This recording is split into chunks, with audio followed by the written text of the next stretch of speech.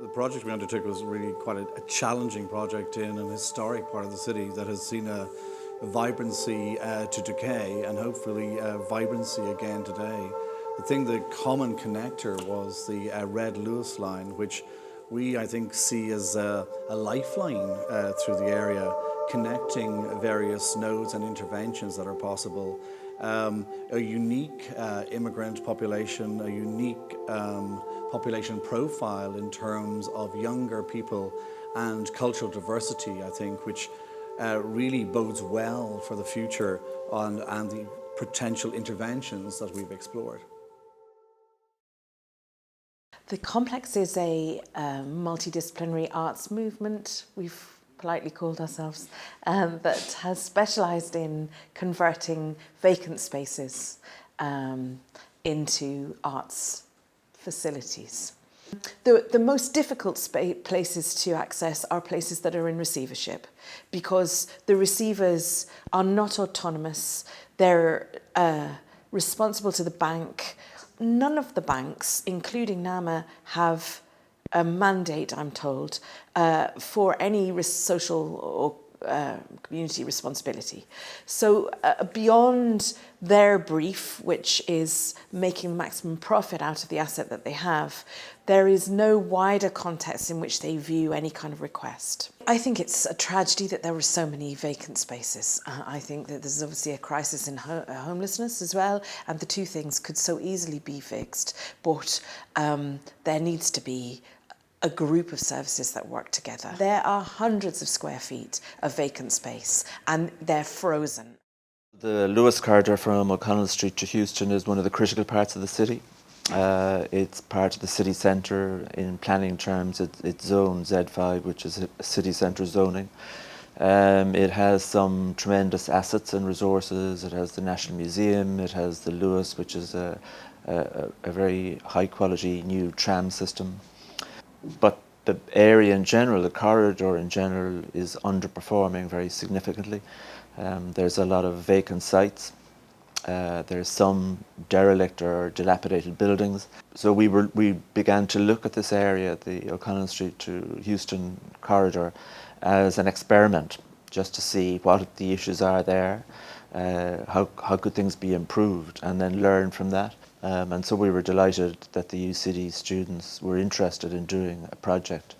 Students will have a fresh approach, and they have the capacity to be, critical in a negative way even, say that this is, not acceptable, or this shouldn't happen, or they can be high ambition and saying, look, this is a part of the city that could be dramatically improved, that could be a huge resource, economic resource for the city. I think that, I think it's really good for students to be engaged with a real project, so that it's not, in that kind of negative sense, it's not purely an academic project.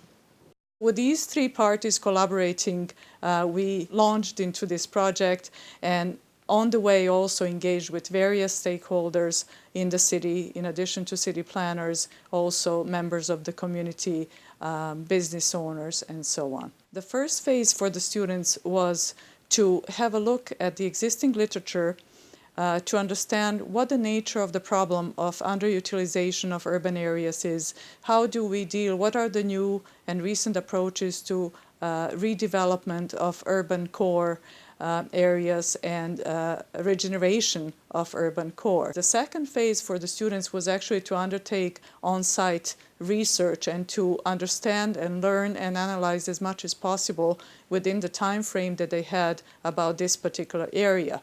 So the students used secondary data from the Bureau, Census Bureau, and other sources, local and national sources of information. They analyzed the information using statistical procedures, but also geographic information systems in order to visualize the information better. They also did on-site on-site work, field work in terms of collecting the data by talking to residents, talking to tourists, interviewing business owners and other community members. Based on that second phase, the students actually engaged in the final phase, which had to do with the generating a strategy, a set of ideas, a set of proposals and actions that should be able to contribute to improvements to this area. Again, the benefit was the three-way communications, the learning between students, the learning students gained from talking to planners and the community members, the Dublin City Council gained from fresh ideas and I'd like to say somewhat unbiased and neutral ideas that were coming from the students, neutral in the sense that they were experiences less pressure, political issues and pressures that usually urban projects do experience. And finally, our research also benefited from this full interaction between the parties in the project. So from our research and findings, it was clear that we needed a holistic, integrated approach to address the various issues that we identified. So rather than tackle each problem individually, a systematic approach was deemed to be a better way to resolve the perceived issues. As a result, the overall strategy for the project was comprised of three themes: green urban realm, housing and community, and development and enterprise. Each of the proposed interventions falls primarily into one of these categories, but also relates to the other two themes so as to create an interrelated and systematic plan. Green urban realm includes the greening of the urban environment and the enhancement of the connectivity within the area. Housing and community aims to deal with the social issues and to create a forum for community development, while development and enterprise has built regeneration and local business development at its core. Upon review of the area, we chose three key nodes from which development and growth could be catalysed. They centred on Collins Barracks and Croppy's Acre Memorial Park, Smithfield South, and the fruit and vegetable markets. The decision to choose these particular places was based on current local assets that could be exploited and on locating the primary interventions in close proximity to them. Through these nodes, the three themes of the strategy could then manifest themselves. So Croppy's Acres is one of our main intervention. It is located on the west end of our area, and we think that it has a fantastic potential to become a very resourceful and a very beneficial amenity for the resident and tourists around. We thought that Croppy's Acre would actually be able to cater to different needs of the population, the elderly, the children, the tourists, teenagers, and in that sense we wanted to maybe divide little sections within this park to actually offer different activities, whether it's a little terrace with a coffee shop or a playground or sitting spaces with protective awnings, anything that would actually bring people around and make the area, this park, useful. We also do understand that it is a memorial site and that we have to respect the memorial stones there and this very important nature of the site. So we will make sure that we will keep those memorial stones free of human activities. But in general, our vision is to green the area and that the park will start this idea of greening the whole section and the streets and bring the aesthetic aspects kind of in the forefront to actually bring people to the streets, make the area much more pleasant and considered by the people using it. In regards to housing, we focus on providing more inclusive housing along the Red Line corridor. One of our main proposals involves the expansion of the Dublin House project into the north side of the city. Currently being trialled on Fishamble Street in the South City Centre, the Dublin House project aims to provide family-sized units in an urban setting. To do this, multiple families all buy into a co-op that will own and finance the construction of a new multi-family building, thus providing accessible urban living for larger groups than just a single person. To bring this project to the Red Line corridor, we propose a slight alteration to the strategy employed on Fishamble Street.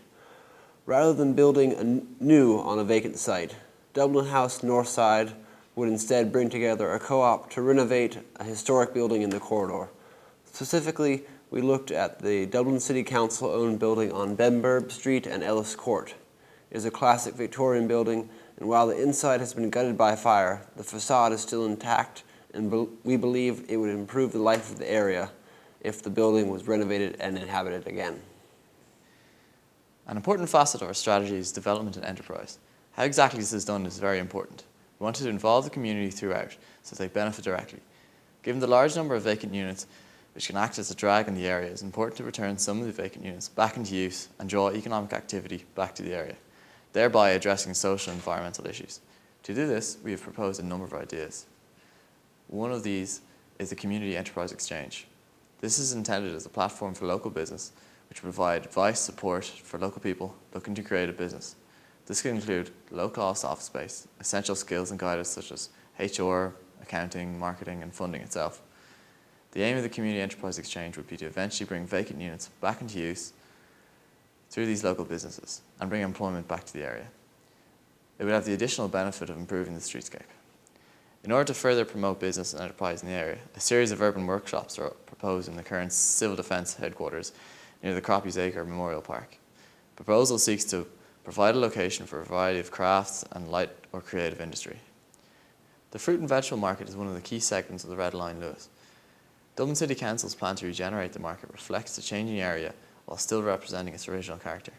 The mix of retail and wholesale, along with the improvement of the area of the market facing the Luas, should serve as a catalyst to draw foot traffic from Capel Street westward. This is hoped to complement our other proposals.